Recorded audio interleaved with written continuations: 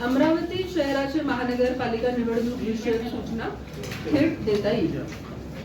सर्वप्रथम आपला जो कार्यक्रम आहे ते 15 डिसेंबर रोजीला जाहीर करण्यात आला आहे आणि तेव्हापासून आदर्श आचारसंहिता पण लागू झालेली आहे। याची आदर्श आचारसंहिता याची अंमलबजावणी आपण तेव्हापासूनच सुरू केली आहे। सगळे बॅनर होर्डिंग काढणे आणि इतर जे कार्य आहे ते आपण सुरू केलेली आहे। त्याच्यानंतर आपला जर अपलोड झाली आहे आणि ते फायनल आता करण्यात आलेली आहे। त्याच पार्श्वभूमीवर आपला असिस्टंट रिटर्निंग ऑफिसर राहणार आहे। असिस्टंट रिटर्निंग ऑफिसर एक जे आहे ते तहसीलदार दर्जाचे अधिकारी आहे। हे पण आपला 100 असे आपण लोकांना घेणार आहे। यामध्ये इतर शासकीय कार्यालयाचे पण लोक समावेश राहणार आहे, वाहन पण समावेश राहणार आहे।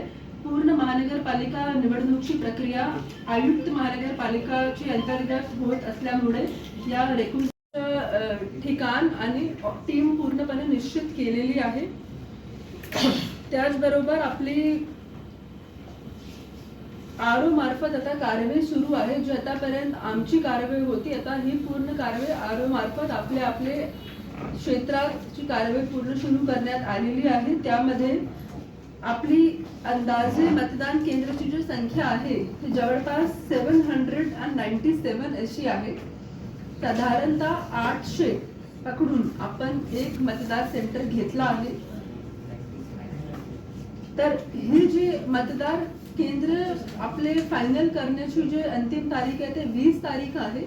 आपले जवळपास झाले आहे मतदार केंद्र फायनल, परंतु फायनल त्याचे व्हेरिफिकेशन होत आहे आणि लगेच ती यादी पण प्रसिद्ध होऊन जाईल। आणि एकदा आपले मतदार केंद्र जर फायनल झाले त्याच्यानंतर आपली मतदार केंद्र निहाय जे मतदार यादी आहे त्याचं विभाजन करून त्या सेंटरच्या बाहेर त्याचा फलक होणार आहे। त्याच्यानंतर एकूण जसे मी आपल्याला सांगितले मतदार केंद्र 797 आणि आपले शहराचे एकूण मतदार जर बघितले तर 6,77,180 असे आहे। 6,77,180 ज्यापैकी 3,39,000 एकूण फिगर आम्ही तुम्हाला पूर्ण ही वोट प्रदान करणार आहे। तर पुरुष आणि महिलाची संख्या जवळपास एक सारखी आहे, 2000चा फरक आहे त्यामध्ये। आणि इतर कॅटेगरी जे आहे ते असे आपल्याकडे 68 आहे, थर्ड कॅटेगरी। आता याच्यानंतर आपला महानगरपालिका निवडणूक साठी लागणारे जे कर्मचारी आहे याची मोठी संख्या